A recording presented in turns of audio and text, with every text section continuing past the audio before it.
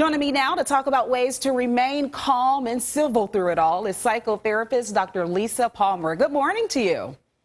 Good morning, Marissa. You know, Thanks if there was, the show. I'm glad we need you. We need you if there was ever a time.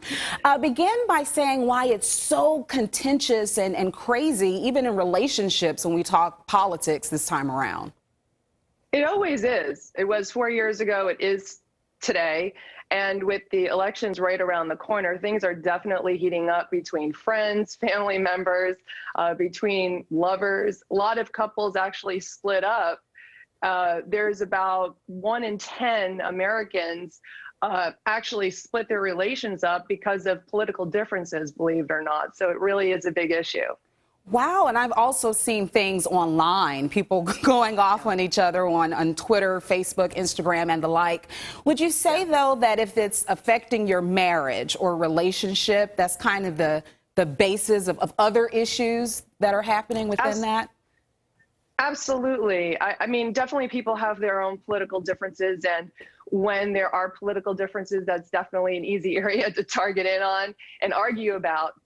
But oftentimes when people are arguing about other things or even politics, there's other things going on in their relationships. A lot of times they're not spending that quality time together.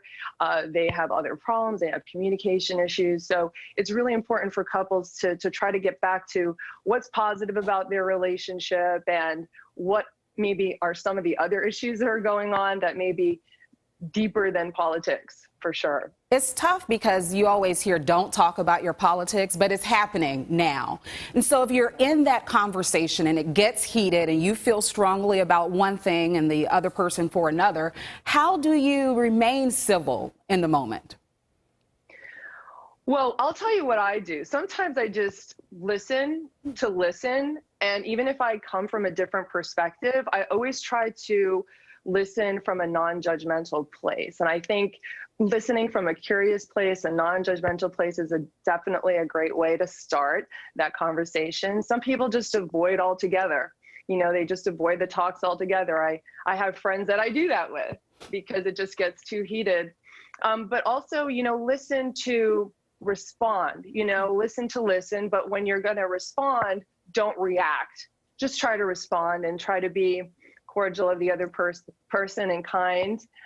So that's pretty much my advice and what I would say. And remember, at the end of the day, it's just a conversation, right? My thing is, for me at least in my own life, I like the debate, especially a healthy debate. So it can help relationships too if you know where to draw the line. Yeah, but you know, the thing is that for a lot of people, it's a deal breaker. It's a complete deal breaker. They're like, if you're not for Trump or you're not for Biden, sorry, I can't be your friend, can't hang out with you. And it just is how it is. So that is a reality for a lot of people. And the conversations do come up. And I want to go back to respect and just being respectful that other people may have opinions that are different than yours, and that's perfectly fine. Not everybody has to agree with you, and you can be abundant in your own beliefs and your own decisions and not feel affected by somebody else. And I think that's part of being confident and being strong and being, you know, balanced within yourself, that somebody else can have their own opinion and you don't have to agree. And hopefully the two of you can still sit across from each other at the table and be friends.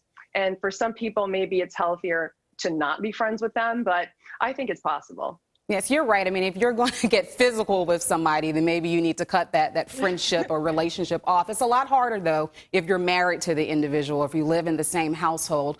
But I think you really hit the nail on the head when you said listening. We don't listen anymore. Yeah, everybody has an opinion. Everybody wants to convince somebody else of their opinion. I don't really know why.